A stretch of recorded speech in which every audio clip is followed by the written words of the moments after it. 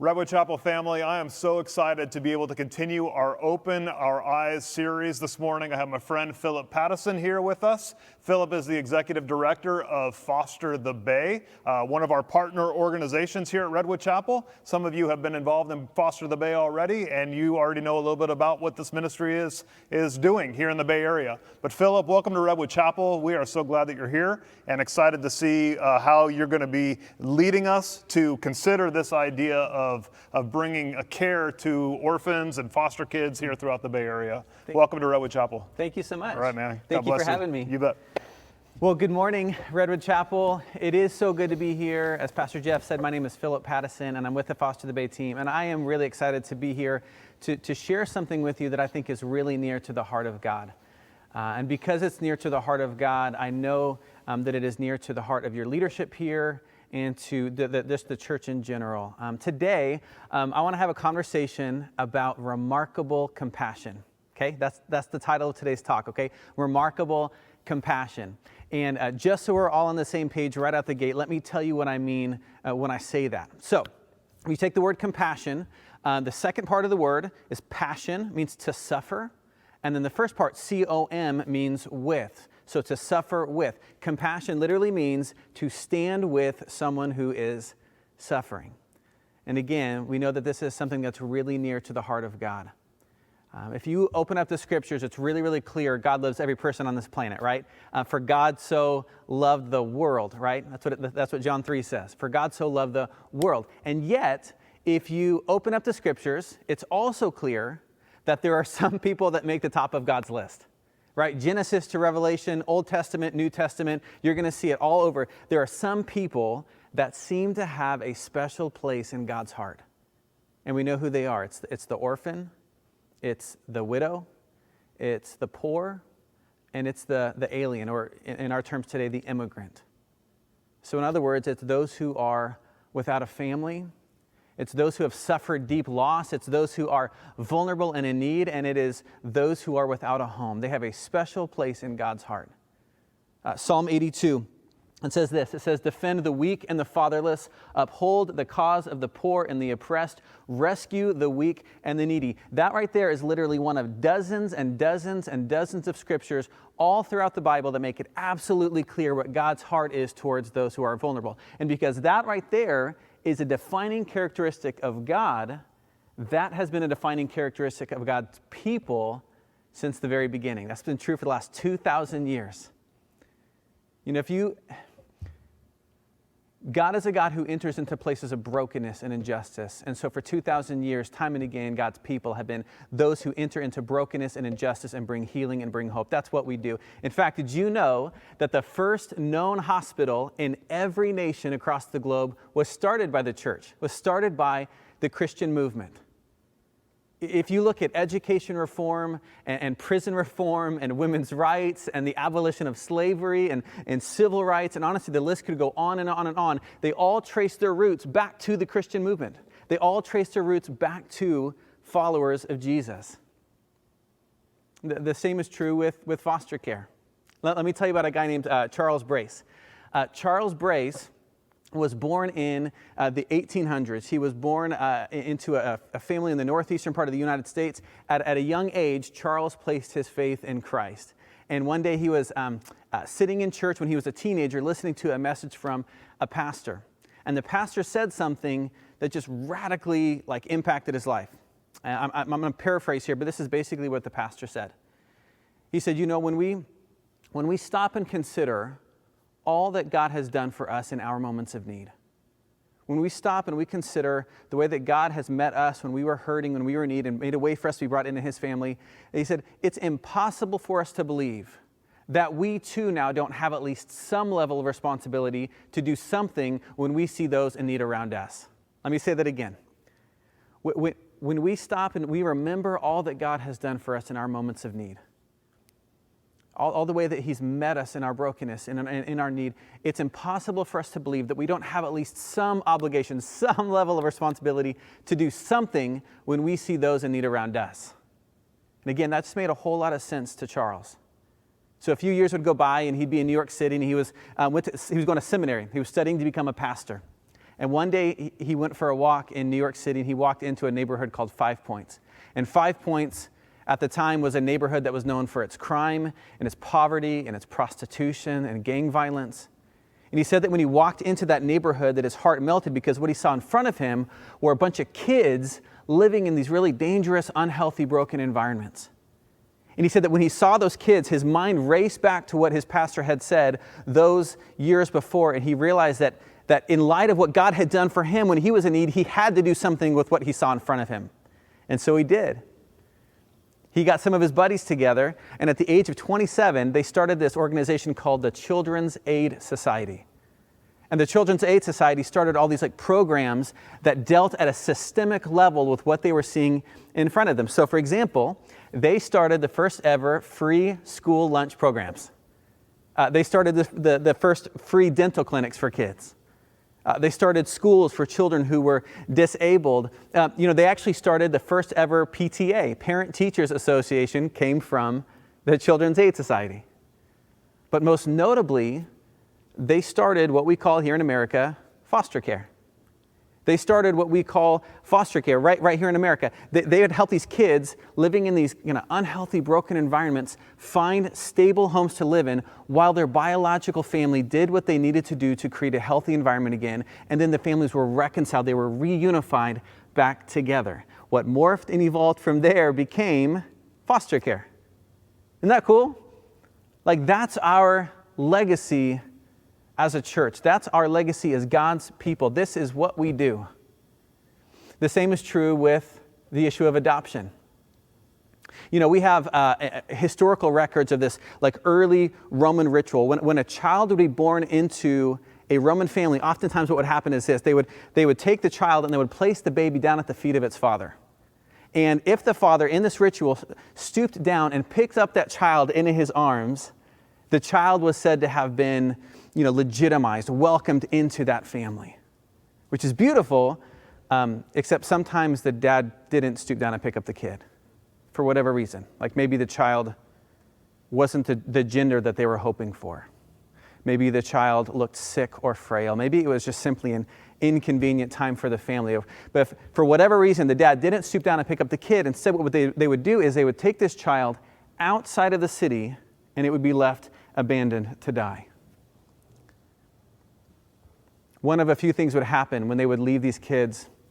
And like I said, number one, they might die from starvation, from the elements. Number two, they might be found by slave traders. Slave traders, was not uncommon for them to go around and find these kids and end up selling them off into slavery, especially because so many of these young children were girls. But third, another possibility is that they might be found by Christians.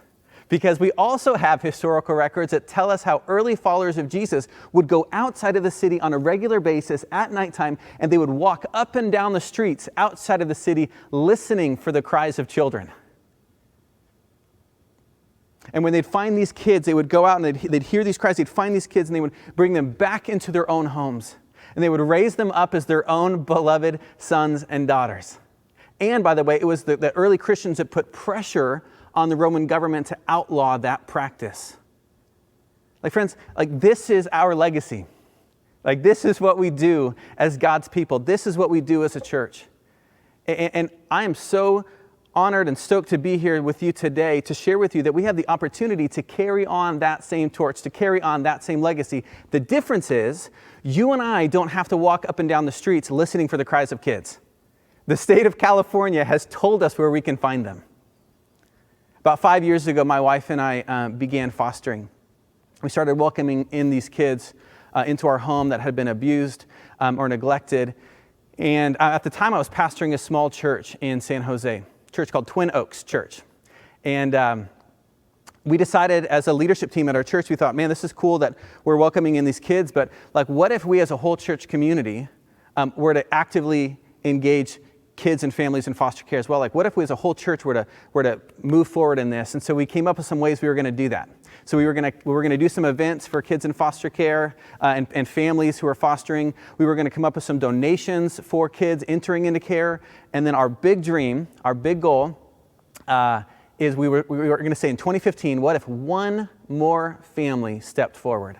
What if there's one more home that opened up to welcome in kids? That was our big goal. Let me tell you what happened. Some social workers here in the Bay Area heard about what our church wanted to do, and they came out and met with us. And they said, hey, we think this is really cool, what you all want to do. We're happy to partner with you in this. They said, but here's the reality. The honest truth is that right now we're in an emergency crisis. That's the term she used. She said, we're in an emergency crisis, and it's a little bit bigger than your church. She said, do you think that there are other churches that would want to come alongside you and work with you to help us be able to address this crisis?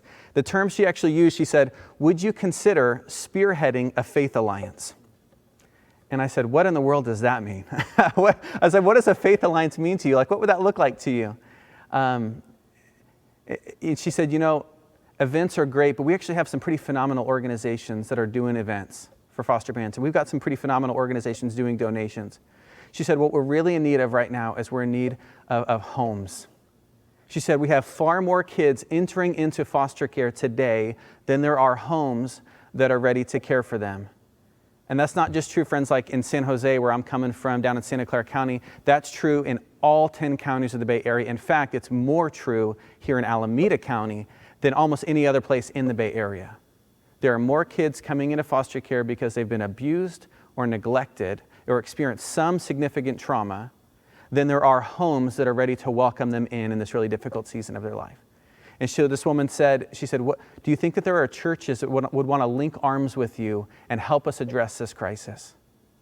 And so 5 years ago, we said yes, and we started this faith alliance, as she called it. We started with 5 churches in San Jose. We started raising up together foster families and support friends for foster families. And over the last 5 years, it has been one of the greatest joys of my life to watch the way that the Bay Area Church has responded to that invitation. Today, there's actually 138 churches, just like Twin Oaks Church, just like Redwood Chapel, 138 churches up and down all 10 counties of the Bay Area that have linked arms around this idea that we should make sure that every single kid that enters into foster care should have a loving home. It is our collective vision that one day there would be a waiting list of families rather than a waiting list of kids in need of a home. It's been so fun to see the way that we've seen hundreds of children now already welcomed into Foster the Bay homes. It's been so fun to see the progress, but there's so much more to do. At any given point, there are about 6,000 kids in foster care in the Bay Area, and every one of those kids, all 6,000, they each have a name, and they each have a story, and every one of their stories matter to God. And because their stories matter to God, their stories matter to us, and I know they matter to you. When we first started Foster the Bay several years ago, we really started with a few key core beliefs that were going to kind of shape who we were and propel us forward. And I want to just kind of spend the rest of our time sharing with you those 3 core beliefs. And before I do that, let me just say one thing, though. I know foster care is not for everybody, okay? For every one of you listening and watching today, I know this isn't for every one of you, so take a breath, okay? It's okay. For some of you, this is what God's calling you into, but it's not for all of you. But here's the deal. He is calling you into a life of remarkable compassion. Foster care is one expression of remarkable compassion, okay? He's calling you into a life of remarkable compassion. Like, that's not negotiable. That's part of what it means to follow Jesus. Jesus lived a life of remarkable compassion. Therefore, as his followers, we reflect that life. Foster care is but one expression of that. But here's the deal. Regardless of what expression God might be calling you into today to follow him in this life of compassion, I believe that these 3 core beliefs can help to kind of shape and propel you forward. All right? So follow me. All right, so here's the first core belief that's moving this forward. And that is this belief that every person has intrinsic value. Every person has intrinsic value. We know, of course, that in Genesis it says that we were created in the image of God, right? That he's got his thumbprint on my life and on your life. And that's true for every man, woman, and child in the Bay Area. In the book of Ephesians 1, it says that God spoke us forth from before the foundation of the world. Think about that for a moment. God spoke us forth from before the foundation of the world. That means that moment of conception, right? That moment where your mom and your dad came together and put you into being. It's gross to think about. We're just going to leave it at that. But that moment when you were conceived, right? That was secondary for you. Think about that. That was secondary for you. What came first was that you were birthed in the heart of God before the physical universe even began. Isn't that cool? You were birthed in the heart of God before time and space. And again, that's true for every man, woman, and child across the Bay Area. You matter to God. I have a buddy who is a foster dad, and he says that he got a call for a kid who needed a placement at one point, child who needed to come into a home. And he said that he already had some kids in the house at the time, and so he was on the phone with them, and they said, well, I've already got kids in the home. Can you tell me a little bit more about this guy before I say yes? I want to make sure that he's going to be like an appropriate fit for our family.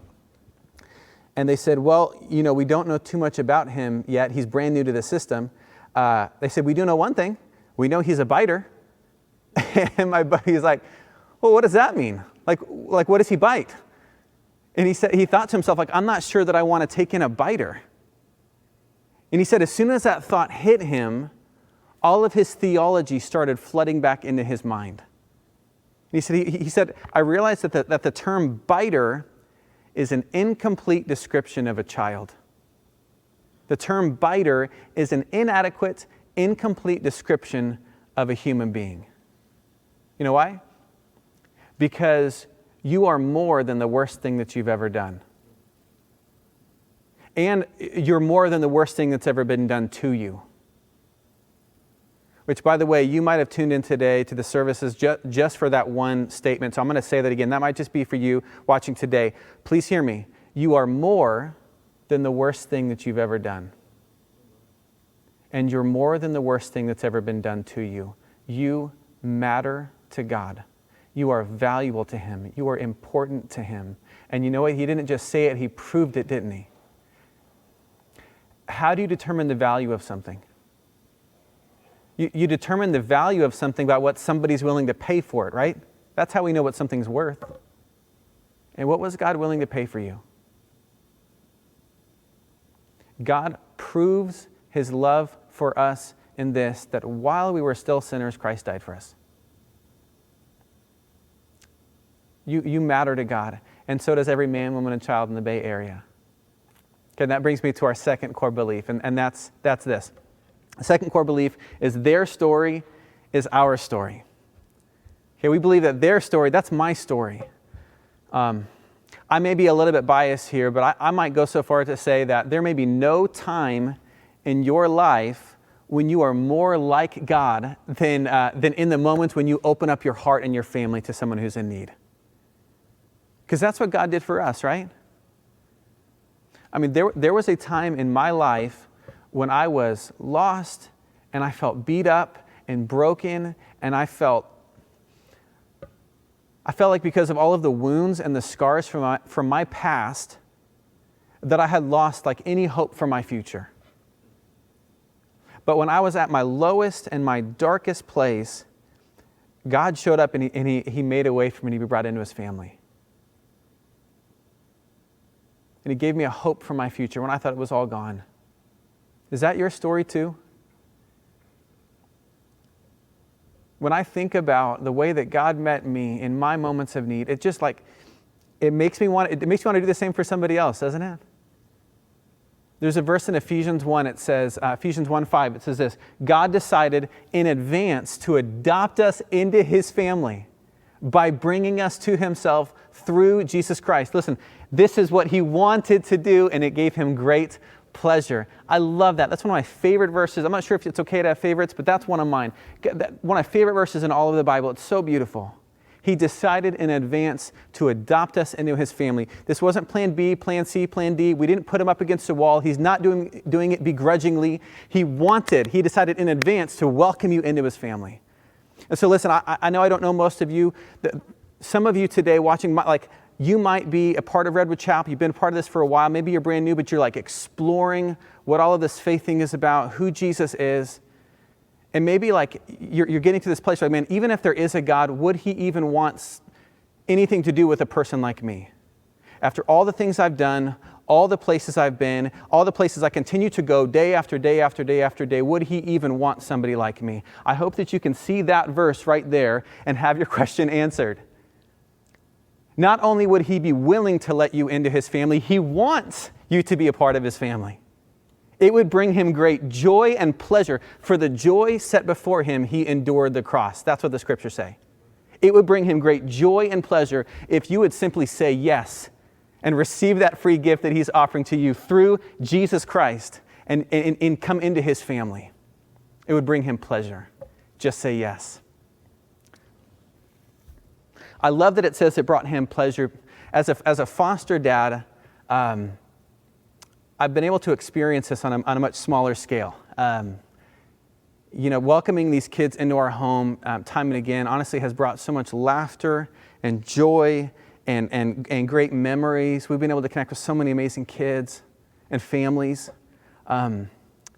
We've been fostering a little girl for 1,380 days. So we got her when she was 2 months old. She'll be 4 on November 4th in just a couple days.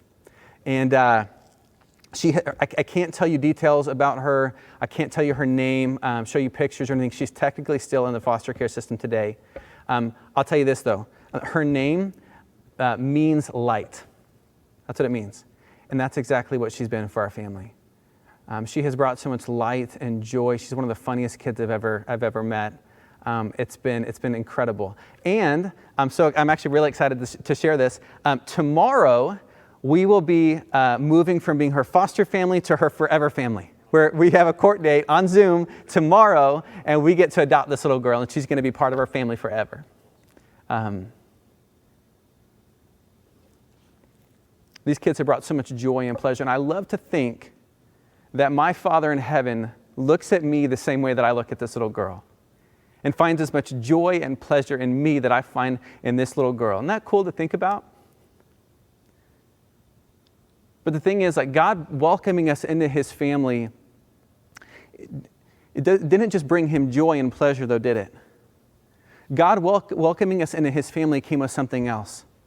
It came with sacrifice, right? For the joy set before him, he endured the cross. There's joy and a cross. And in the same way, when you and I show compassion towards others, when you and I live lives of remarkable compassion, there will always, always, always be a cost involved. When people hear that my wife and I foster, we oftentimes will hear the same remark. They're like, "Oh, that's so cool that you guys do that. I could never do that." That's what they say. I could never do that. They say, "Isn't it hard? Like sometimes the kids come into your home and, maybe they act out. There's some challenging behaviors, and oftentimes that's true. Every one of us act out of the trauma that we experience. That's just true for every one of us. Oftentimes these kids in foster care have experienced significantly more trauma than you and I have experienced in such young lives. And so sometimes, yes, these kids will act out of that trauma. That's hard. If I'm totally honest with you, there have been seasons in my life over the last 5 years, my wife would say the same thing, that seasons in our home where it's felt like hell. It's been hard. The other thing people will say is like, it's cool that you foster, but I could never do that. I'd get too attached. How could you do this? Like, isn't it hard to have these kids come into your home and, they're with you for a year or 2 years and like they become a part of your family? They become like a son or a daughter to you? Like, isn't that hard? Like then one day they just get picked up and go back home and you never see them again? Do you want to know the answer to that question? Yes, of course it's hard. Of course it is. It rips your heart out when that happens. The first little girl that we took into our home, she was 4 months old. Beautiful little girl. We had her for just under a year. She took her first steps in my living room. She said her first words with us. Her first word was Dada. She called me Dada. That's what she heard my other kids calling me. She became a sister to my biological kids. She very quickly became an important part of our family. But over that year that we were caring for and falling in love with this beautiful little girl, we were also getting to know her biological parents. And there was a reason why their little girl was with us. They'd made some mistakes. But over that year, they were doing everything that they needed to do to be able to bring that little girl back into their homes. And so after about a year or so, the judge gave the green light and he said, okay, it's time. And I remember handing that little girl back into the arms of her father at my front door. My son, who was 7 at the time, told me it was the first time he'd ever seen me cry. Because we wept that day and the next day. Like, of course it's hard. Of course it hurts. But we don't show compassion because it makes us feel good, right? Like, compassion's not about you. I have a friend that says, you don't foster to get a child for your family. You foster to give your family to a child. You see the difference? And that's true for every expression of compassion. You don't show compassion to get something for yourself. You show compassion to give yourself to something. If we are willing to embrace both the pleasure and the pain, right? But both the joy and the sacrifice, it's incredible to think what a life of remarkable compassion can do for the vulnerable around us. And that brings me to my third and kind of final core belief, and that's this here. Our investment in the lives of vulnerable children will bring long-term impact. Okay, long-term impact. As you can imagine, kids who grow up without a stable, healthy environment, they're far more susceptible to all kinds of other issues as they get older. So for example, a few years ago, the FBI did a study that said that 60% of the kids that they rescued from human trafficking right here in the States came from foster care. Okay, 60% of kids that they rescued from human trafficking domestically right here in the United States spent time in foster care. Half of the kids that age out of foster care are going to be unemployed in their early 20s. A third will be on the streets. Half will have a substance addiction. More than half will have PTSD. In fact, you're twice as likely to have PTSD as a child in foster care than a war veteran that's experienced combat.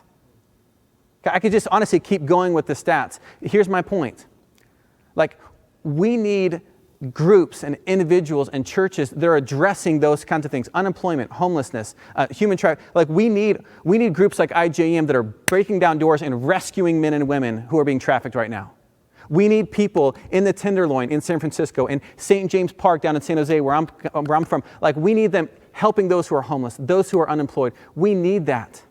But what if, in addition to that, we not only care for those who are like in the issues right now, but we also go upstream and we care for the kids before they ever enter into those issues? So, like, what would the Bay Area look like in 20 years if every single kid that entered into foster care today was immediately placed into a loving home? We really believe this is not just some catchy mantra. We really believe this, that the best way to see a transformed Bay Area tomorrow is if we care for vulnerable children today. Like, we have this dream and this vision that we believe God has placed on the hearts of so many churches, just like Redwood Chapel, just like your leadership, that the Bay Area Church should be known as the community where abused and neglected kids are cared for as beloved sons and daughters. And I believe that God is calling some of you to be a part of that. Many of you have already been leading the way, and I want to honor you for the months and years that you have invested in the vulnerable. You've been walking in both the pleasure and the sacrifice of it all. I want to honor you for those of you who have taken steps. I hear stories about your families here at Redwood Chapel. But I do believe that God might be calling some more of you to get involved and join the front lines as well. In just a couple moments, I'm going to tell you some different ways that you can take that step, some different roles that you can play. But first, I want to invite you to just watch a quick story. Watch a story of a life that was impacted by a family in foster care. Go ahead and watch this video. Statistically, I'm supposed to be dead, in jail, or homeless. You see, as a foster kid, my odds were already pretty bleak. About 30% of foster kids end up homeless. Less than 3% will go on to earn a college degree, and only about half will be gainfully employed by the time they turn 24. Yet, here I am. Why? All because of Rodney.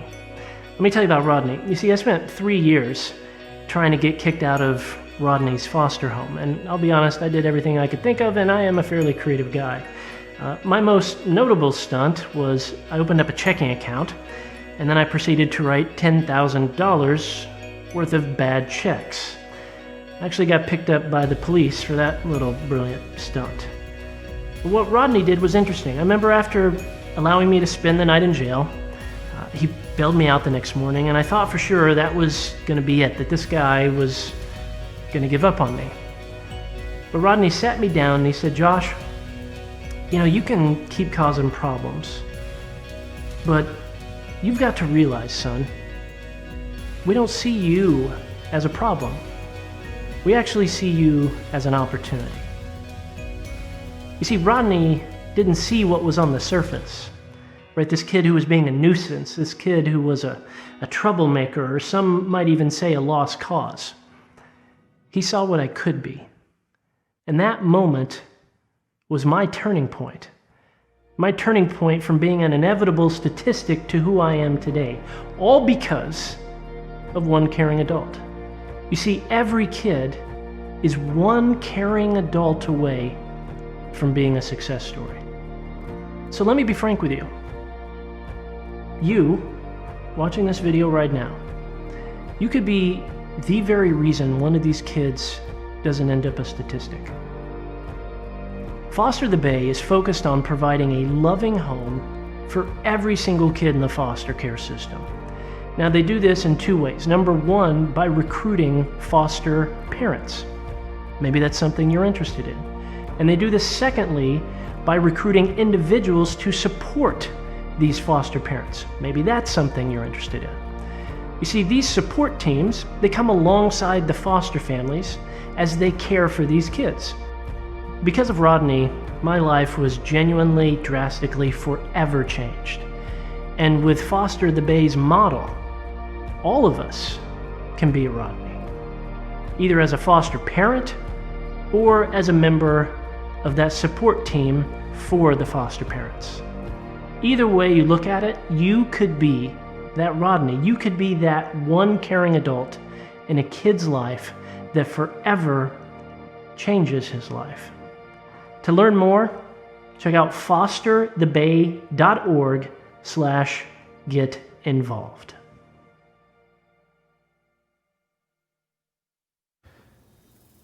I do hope that for many of you, you would consider taking that step, that you would consider getting involved and joining the incredible work that God is doing through churches and families across the Bay Area. And for a few of you, that might actually mean opening up your home to a child in need, actually becoming a foster parent. It's not for all of you. Okay, so again, take a breath. It's not for every one of you. But for a few of you, I do think that perhaps God is leading you to just explore a little bit more about what that might look like for you as a family. For others of you, I hope that you heard what Josh said, that there are other significant ways that you can come alongside and you can make a difference in the life of children and families. One of the reasons why there is such a shortage of foster homes today in the Bay Area is because retention of foster parents is really low. A study actually just came out that said that 60% of foster families won't make it past their first year. Nationwide, 60% of foster families will drop out after year one. Okay, and it's because it's just really, really difficult to do for all of the reasons we already talked about. But do you know what changes that retention rate? Do you know what helps foster families foster longer and better? Is if they take their journey within the context of community. If they have loving, covenanted support that's wrapped around them on their journey. So support friends who provide practical, emotional, spiritual support for them in the good days and in the hard days. So perhaps God is leading you to take the step to become a support friend for a foster parent. My wife and I have a support friend team as we're still fostering today, and we have a family that brings meals. We have a family that babysits for us on a regular basis, so my wife and I can get on date nights. My wife and I have a support friend. This is pretty awesome. We have a support friend that sends a cleaner to our house once a month and deep cleans our house. Isn't that awesome? We have people that come alongside us in really practical ways. And to be honest with you, I don't know if we would have made it past some of the more difficult seasons of fostering had it not been for our support friends, which means we wouldn't currently be fostering and getting ready to adopt the little girl that we are caring for now. So these support friends, we tell them all the time, they have forever changed our family, the way our family is looking. And we're so grateful for them. Support friends aren't JV while foster families are varsity. It's everybody doing the role that they can do to be able to make a difference. And so if you're interested in any way in getting involved, you want to be a foster parent, you want to be a support friend, maybe you just want to know how to pray and know what's going on, I want to invite you to take your next step. And that's simply this. It's just to go to fosterthebay.org/RSVP. Okay? fosterthebay.org/RSVP. Go to that link there and fill out that form. And listen, if you do, I give you my word, we will not drop off a foster kid off to your house the next day. Okay? all we're going to do, if you go to that website and you fill out that form, all we're going to do is we're going to send you an email with a link to an interest meeting, a Zoom interest meeting where you can learn a little bit more. We've got several dates that you can choose from to attend as well. So you can just learn a little bit more about what it would look like for you to be a foster parent or a support friend or to pray, just the different ways that you can get involved. We'd love for you to be a part of that. I need to wrap up our time. You know, as I've said several times today, foster care, I believe, is for some of you. It's not for everyone. But here's my question. Here's what I want to end with. Is regardless of the expression of remarkable compassion that God is calling you into, regardless of the expression, would you be willing to ask yourself this question? Am I living a life of remarkable compassion? You know, I began the time by telling you what the word compassion means. Let me finish by telling you what the word remarkable means. Remarkable just simply means able to remark, right? So are you able to remark on it? In other words, are you living a life of compassion that's worth talking about? In Matthew 5, Jesus says, let your light shine before others that they might see your good deeds and glorify your Father who is in heaven.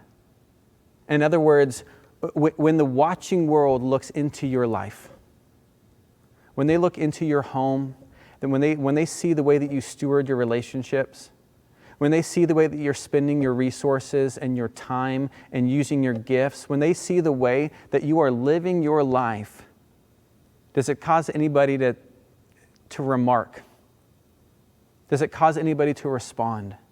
Are you living, am I living a life of remarkable compassion? Because that is the life that God is calling us into. He's calling us into an adventure filled with beauty and joy and life and light.